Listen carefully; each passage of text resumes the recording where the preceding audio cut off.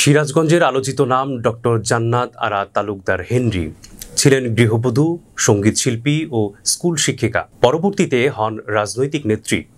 সেখান থেকে সংসদ নির্বাচনে নৌকার টিকিট পেয়েও ভোটে পরাজিত হন।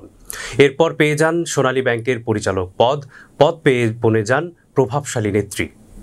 এই পদটি যেন আলাদিনের চেরাগের মতো ভাগ্যের চাকা ঘুরিয়ে দেয় তার। এখান থেকেই তার উত্থান শুরু। হয়ে যান অঢেল সম্পদের মালিক। এরপর আর পেছনে ফিরে তাকাতে হয়নি তাকে। ধীরে ধীরে দলীয় পদবীর পাশাপাশি বাড়তে থাকে তার সম্পদের পরিধিও। কথিত আছে টাকার জোরেই নাকি 2024 সালে দ্বাদশ জাতীয় সংসদ নির্বাচনে সদর আসন থেকে আওয়ামী লীগের মনোনয়ন বাগিয়ে নেন তিনি। এমপি হয়েও জেলার রাজনীতি নিয়ন্ত্রণ নিতে শুরু করেন।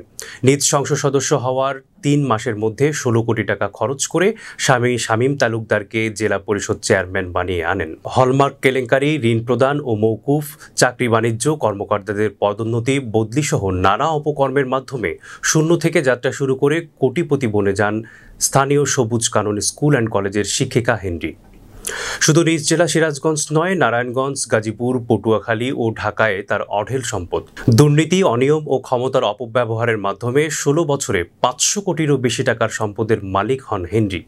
অথচ 2008 সালে মাত্র 6.5 লাখ টাকার সম্পদের মালিক ছিলেন তিনি। সরকারি হিসেবেই তার সম্পদ বেড়েছে 884 গুণ, আর বেসরকারি হিসেবে যা 2100 গুণেরও বেশি।